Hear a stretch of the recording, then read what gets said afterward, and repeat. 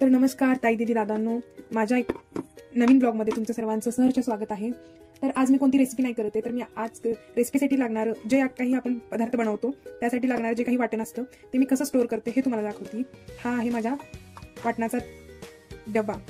यात मी जे काही लागणारे मला वाटण आहेत, म्हणजे आपण जे काही मसाले बारीक करून ठेवतोय, जसं की ही आले लसूणची पेस्ट, खोबरं असेल व लसूण कोथिंबीरची पेस्ट असते, ते कशा प्रकारे मी स्टोअर करून ठेवते हे दाखवणार आहे, जेणेकरून आपला स्वयंपाक फास्ट होतो। कोणतेही वाटण आपल्याला दरवेळी भाजी करताना वाटण करायला नाही लागणार।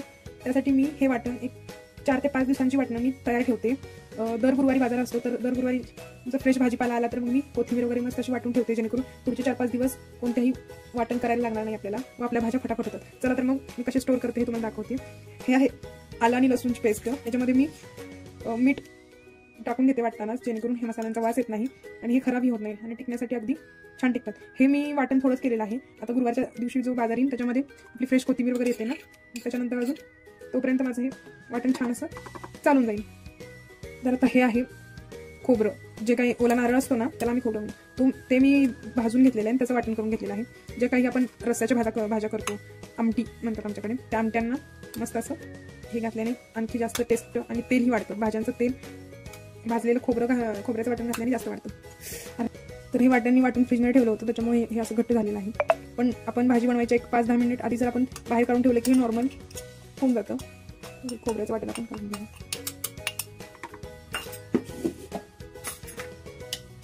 हे वाटण मी सकाळीच वाटलं होतं। यात कोथिंबीर, आलं लसूण घातलेलं आहे आणि भरपूर असं मीठ घालून हे वाटण मी वाटून घेतले, पण तुमच्याशी शेअर करायचं होतं म्हणून मी याच्यामध्ये काढून नव्हतं ठेवलं।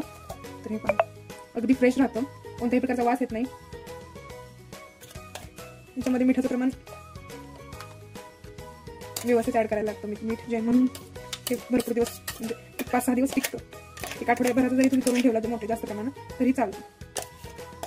आणि मी हा असा एक डबा ऑनलाईन मागवला आणि त्याच्यामध्ये हे सगळं वाटण ठेवते, जेणेकरून आपल्याला एक भाजी करताना प्रत्येकाचे वेगवेगळे डबे नाही घ्यायला नाही लागत। एकदा एक डबा घेतला की सर्व वाटण मस्त असे मिळून जातं। तर चला, छान असं सगळं काढून घेतलेलं आहे आपण, ह्यात छान असं स्टोअर करून झालेलं आहे। तर याच्यासाठी प्रत्येक वाटण्यासाठी एक वेगळा चमचाही आहे आपल्याकडे। आणि हा एक साईड मी रिकामी ठेवली, कारण त्याच्यामध्ये माझा लसूण नीट करून ठेवलेला असतो। मेथीची भाजी म्हणा, शेपूची भाजी, ज्यासाठी लसूण वेळेवर लागतो ठेचून टाकण्यासाठी, म्हणून त्यात मी लसूण आणि कढीपत्ता ठेवते। तर आत्ता लसूण सोललेला नाही आहे, त्याच्यामुळे मी ती रिकामीच ठेवते। जेव्हा केव्हा सोलेन तेव्हा त्यात मी ॲड करेन। दूध तापवलं नव्हतं सकाळपासून, दूध तापवून घेते। चला, तर आता मी घेतलेला आहे हा मसाला डबा। हा मी आठवड्यातून एकदा किंवा 15 दिवसातून एकदा, जसा रिकामा होईल, जसं त्यातलं तिखट म्हणा किंवा जिरं मोहरी वगैरे संपत आलं की मी तो घासायला काढते आणि तो कशा प्रकारे मी ठेवते हे तुम्हाला दाखवते।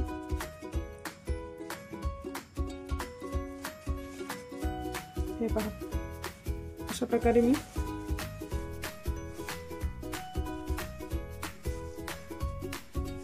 एक टिश्यू पेपर अशी व्यवस्थित घडी घालून कव्हर करून घेते मसाला डबा, जेणेकरून जास्त घाण नाही होणार।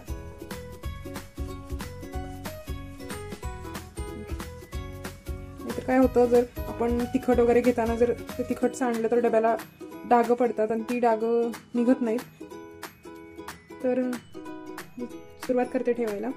सर्वप्रथम मी ठेवले हळद, हे विकतचं लाल तिखट आहे, कांदा लसूण मसाला, हे घरगुती लाल तिखट आहे, हे काळं तिखट आहे, घरगुती काळं तिखट, मोहरी आहे, हे आहे जिरं।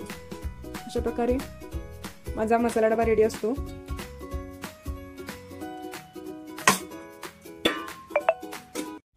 सगळे मसाले वगैरे एकत्र ठेवल्याने स्वयंपाकाला मदत होते, भाजी पटापट बनते। प्रत्येकाचे वेगळे डबे केल्याने प्रत्येक डबा घेण्यात वेळ जातो, सगळं एकत्र कॅरी केल्याने स्वयंपाक लवकर होण्यासाठी मदत होते।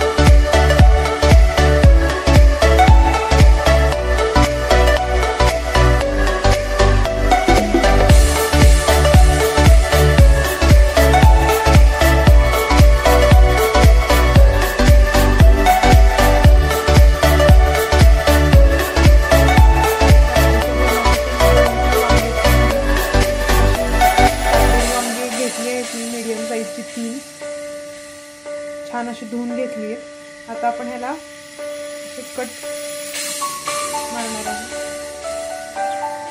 कट करून बघायचे की खराब आहेत का, खिडकी आहेत का, अशी बघायची.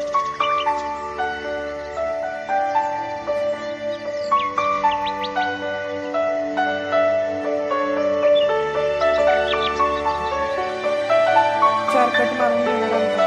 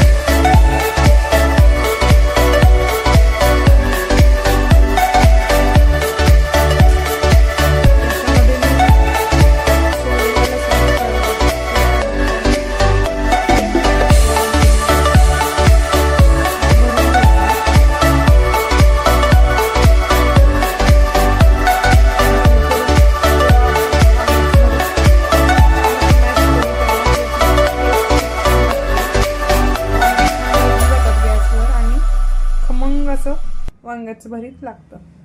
एकदा ट्राय करून बघा ही रेसिपी.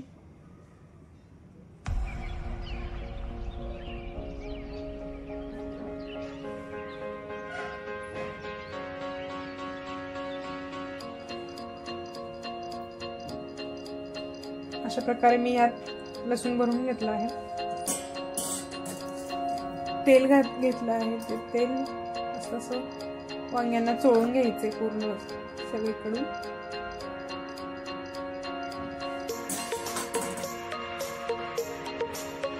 आणि अशी वांगी ठेवून द्यायची.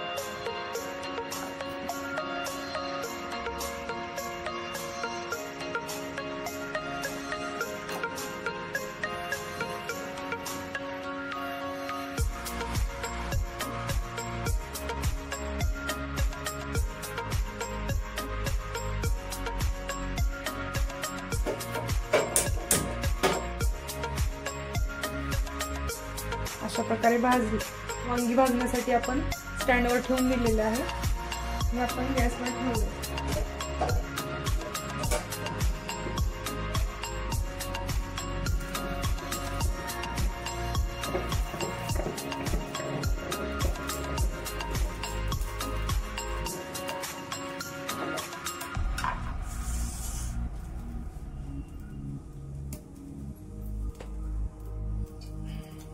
छान अशी वांगी भाजतायत.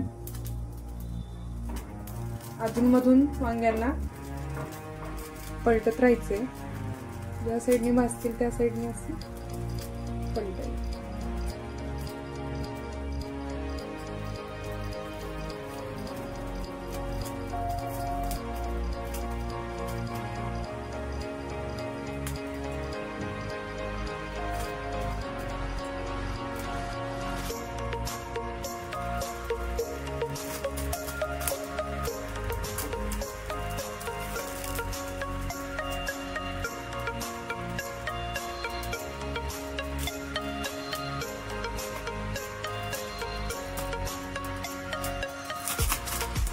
असं वांग पलटल्याने सर्व बाजूनी छान असं वांग भाजून होतं.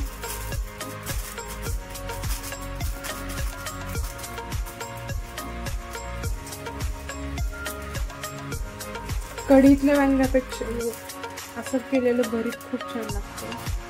कढीत केलेलं भरीतापेक्षा.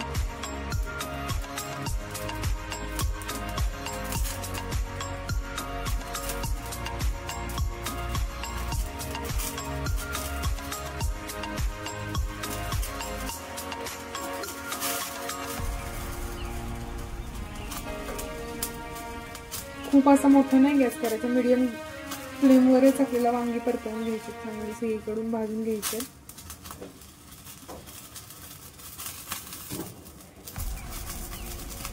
मोठा गॅस केल्याने वांगी करपतात, चांगली भाजली जात नाहीत.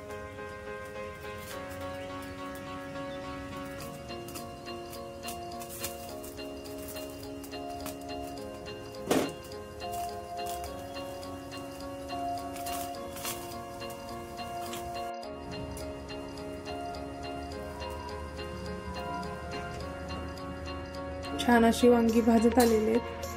आता मी वांगी अशी उभी करून घेते जेणेकरून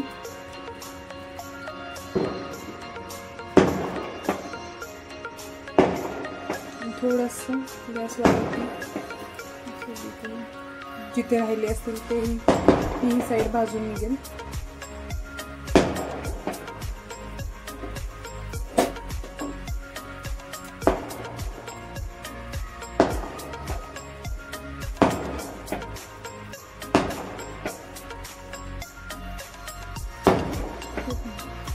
छान असं वांगे भाजून झाले सगळीकडे.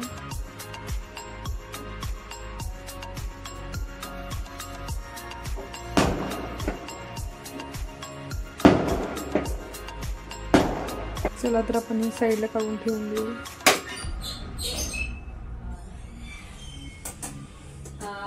दुपारीच मी डाळ शिजवून घेतलं होतं. दुपारीच मी डाळ भाताचा कुकर लावून घेतला होता. तर मग आता संध्याकाळी त्याची मी मस्त आमटी बनवते. डाळीची आमटी म्हणतात आमच्याकडे. कढई तापत ठेवली.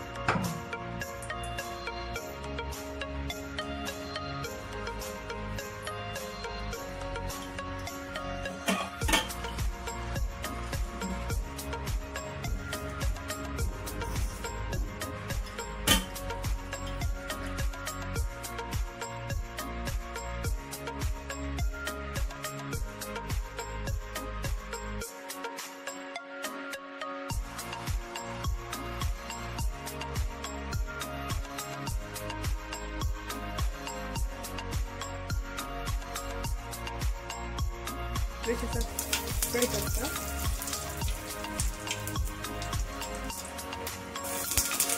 आलं लसूणची पेस्ट, कोथिंबीरची पेस्ट,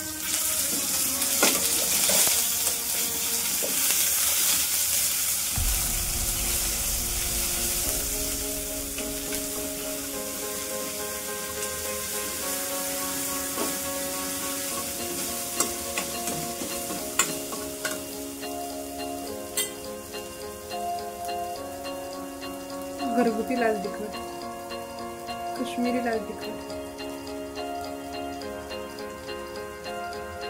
आपल्याला तिखट आवडतं त्याप्रमाणे टाका.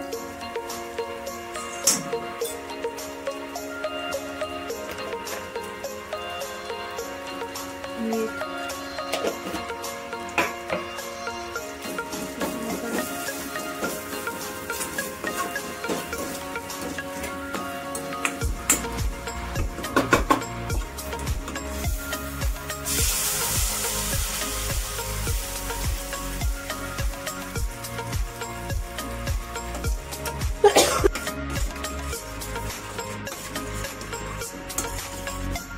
डाळ तडका तयार आहे.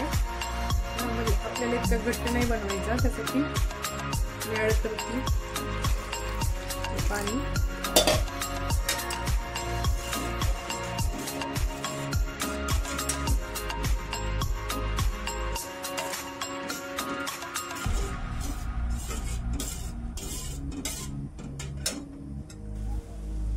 भाजीला छान उकळी येते तर मी वरून बारीक चिरून कोथिंबीर टाकते.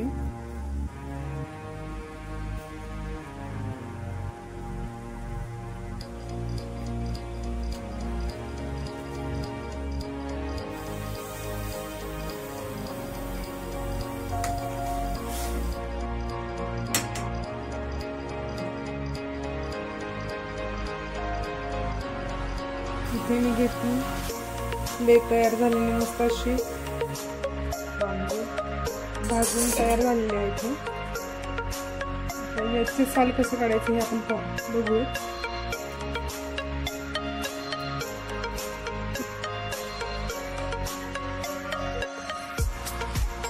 वांग्याला तेल लावून घेतल्यामुळे वांग्याची साल जी आहे ती अगदी अलगद अशी निघते.